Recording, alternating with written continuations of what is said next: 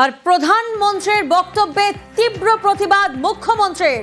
মোদীর বক্তব্য দুর্ভাগ্যজনক ও উদ্বেগজনক বললেন মমতা বন্দ্যোপাধ্যায়। প্রাকৃতিক দুর্যোগকে রাজনীতিকরণের অভিযোগ, তদন্ত ছাড়াই কেন রাজ্য সরকার ও তৃণমূলকে দোষারোপ। প্রধানমন্ত্রীর বক্তব্যে তীব্র প্রতিক্রিয়া মুখ্যমন্ত্রীর। মৈত্রীর প্রতিনিধি আমাদের সঙ্গে রয়েছেন, সরাসরি মৈত্রীর কাছে যাব। মৈত্রী, প্রধানমন্ত্রী এক্স হ্যান্ডেলে পোস্ট করেছেন যেখানে তৃণমূল এবং রাজ্য সরকারকে দোষারোপ করেছেন, পাল্টা তীব্র প্রতিক্রিয়া মুখ্যমন্ত্রীর। একেবারেই দেখো, মুখ্যমন্ত্রী মমতা বন্দ্যোপাধ্যায়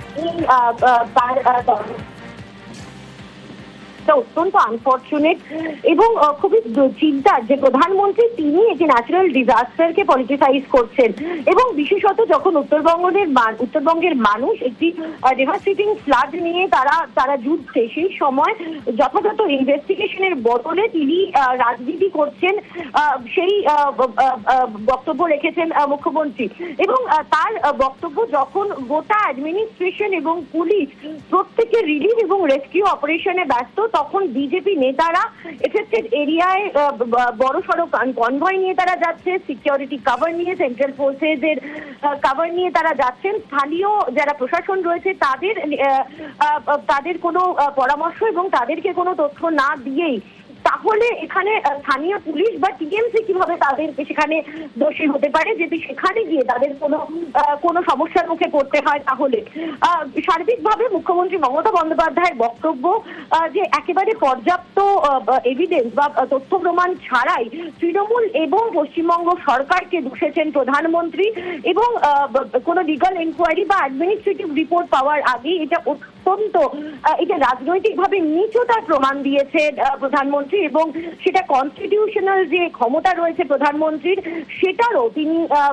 অপব্যবহার করা বা ব্রিচ করেছেন, এমনটাই কিন্তু তিনি তার সমাজ মাধ্যমে পোস্ট করেছেন। এবং তিনি স্পষ্টই বলেছেন যে একটা পলিটিক্যাল পজিশনের জায়গা থেকে একজন প্রধানমন্ত্রী তার যে দায় দায়িত্ব ছিল সেই দায় দায়িত্ব থেকে চ্যুতি হয়ে একজন রাজনৈতিক ব্যক্তিত্ব হিসেবেই এই ধরনের মন্তব্য তিনি করেছেন। বেশ,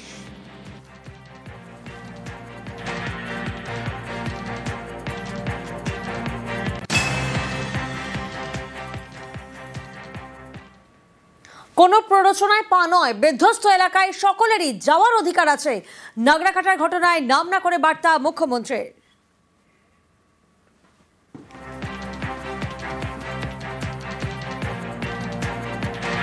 আমি সবাইকে শান্তি সংযত থাকতে বলছি, দুঃসময়ে সবাই সংকটের মোকাবিলা করবে। আর বন্যাক্লিষ্ট এরিয়ায় 30-40টা গাড়ি নিয়ে ঢোকাটাও আমাদের উচিত নয়, কারোরই উচিত নয়। মানুষ এখন একটু তার অ্যাজিটেশনের কথা বলবে, কারণ তারা সব হারিয়েছে, সেটা আমাদের ধৈর্য ধরে শুনতে হবে। আর কেউ যদি সেটা না শুনে শুধু ফটোশুট করে বেরিয়ে যায় তাহলে তো সেটা মুশকিল। আমি তো ফটোশুট করতে আসিনি, আমি মানুষের দুর্যোগটা শুনতে এসেছি।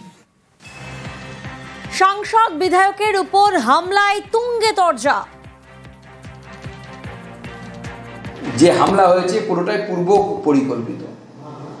পরিকল্পনা করে করা হয়েছে, এবং যেভাবে আজকে খগেন মুর্মুকে রক্তাক্ত করা হলো পরিষ্কার বোঝা যাচ্ছে এটা প্ল্যান করে করা হয়েছে। কারণ কোনো পুলিশি বন্দোবস্ত ছিল না, পুলিশ সেখানে ছিল না। একজন এমপি যাচ্ছে, একজন রাজ্যসভার এমপি, একজন লোকসভার এমপি, আমাদের শ্রমিক ভট্টাচার্য ওই রাস্তা দিয়ে গেছে, সেখানে কোনো পুলিশ প্রোটেকশন নেই। এটা মেনে নেওয়া যায় না। যেভাবে মমতা বন্দ্যোপাধ্যায় চাইছে যে এভাবে রাজনীতি করবেন, এভাবে রাজনীতি হয় না। কালকে যদি মমতা বন্দ্যোপাধ্যায়কে আমরা 5000 লোক দিয়ে ঘিরে দিই, মমতা বন্দ্যোপাধ্যায় পুলিশ কত গুলি চালাবে? হয় এভাবে রাজনীতি করুন না। সর্বভারতীয় তৃণমূল কংগ্রেস কোনো অবস্থায় এই ধরনের কোনো হিংসা, এই ধরনের কোনো হামলা, এই ধরনের কোনো ঘটনা এটা আমরা সমর্থন করি না। বিজেপি আজকে যেটা দেখেছে সেটা সম্পূর্ণভাবে তাদের নিজের কর্মফল। তারা মানুষের সঙ্গে যোগাযোগ রাখবে না, তারা মানুষের উন্নয়নে বাধা দেবে, তারা গর্বের সঙ্গে বলবে গরিব মানুষের টাকা আটকে দিয়েছি। তারা এই প্রাকৃতিক বিপর্যয়ের সময় রাজনীতি করবে। কোনো ত্রাণ সামগ্রী কিন্তু তারা নিয়ে যাননি, ছবি তুলতে গেছিলেন। তো মানুষ সেখানে ক্ষিপ্ত হয়েছেন বলে আমরা খবর পাচ্ছি। সেখানে যে তৃণমূল করেছে এগুলোর কোনো সারবত্তা নেই। বিপর্যয় রাজনীতি, প্রবল বৃষ্টিতে বিপর্যস্ত পাহাড়, একাধিক মৃত্যু। রাজ্য বিপর্যয় ঘোষণার দাবি দার্জিলিং এর বিজেপি সাংসদ রাজু বিস্তার। বিজেপির সাংসদরা কেন জাতীয় বিপর্যয় ঘোষণার দাবি করছেন না? রাজনীতির অভিযোগে সরব তৃণমূল মুখপাত্র অরূপ চক্রবর্তী। আগেও বিপর্যয়ে বঞ্চনার অভিযোগ তৃণমূলের।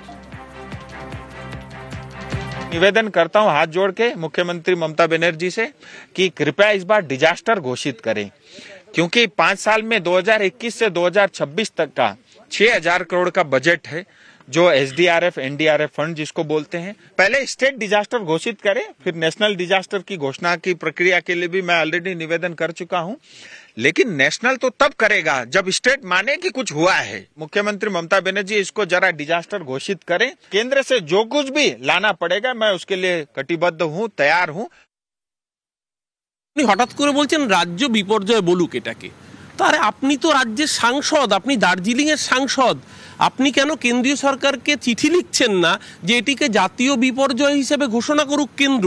কারণ এর আগে তো আমরা আমফানের সময় আমাদের অতীত অভিজ্ঞতা বলছে বিজেপি নেতারা, এমনকি দেশের প্রধানমন্ত্রী এইখানে যখন আসেন, এখানে ডিজাস্টার ট্যুরিজমে আসেন, এখানে হেলিকপ্টারে করে ঘুরবেন, তিনি ডিজাস্টার দেখবেন, তারপরে গিয়ে বাংলাকে যে প্রাপ্য দেওয়া প্রয়োজন সেখানে লবডঙ্কা দেবেন। সত্যি ওনার দার্জিলিংয়ের প্রতি বিন্দুমাত্র সেন্টিমেন্ট থেকে থাকে, অবিলম্বে বিজেপির সমস্ত উত্তরবঙ্গের সাংসদদের নিয়ে যৌথভাবে প্রধানমন্ত্রীর কাছে চিঠি দিয়ে দাবি জানানো উচিত যে এটিকে জাতীয় বিপর্যয় ঘোষণা করা হোক। যদি এই কাজ না করেন তাহলে বুঝতে হবে এরা আদতে বাংলা বিরোধী এবং এরা চায় বাংলার ক্ষতি হোক। প্রবল বৃষ্টি বিপর্যস্ত উত্তরবঙ্গ, একের পর এক মৃত্যু। সোমবার উত্তরবঙ্গে মুখ্যমন্ত্রী মৃতদের পরিবার পিছু 5 লক্ষ টাকা করে আর্থিক সাহায্যের ঘোষণা করেছেন মমতা বন্দ্যোপাধ্যায়।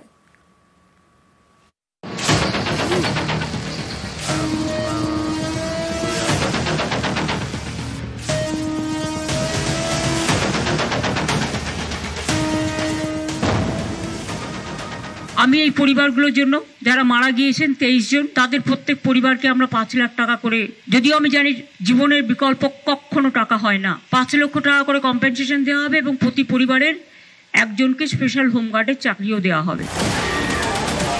শনিবার রাতভর বৃষ্টি, রবিবার সকাল হতেই বিপর্যয়ের ছবি উত্তরবঙ্গ জুড়ে। ধসে যাওয়া পাহাড়, ভেঙে পড়া সেতু, নিশ্চিহ্ন হয়ে যাওয়া ঘরবাড়ি, বিপন্ন জনজীবন।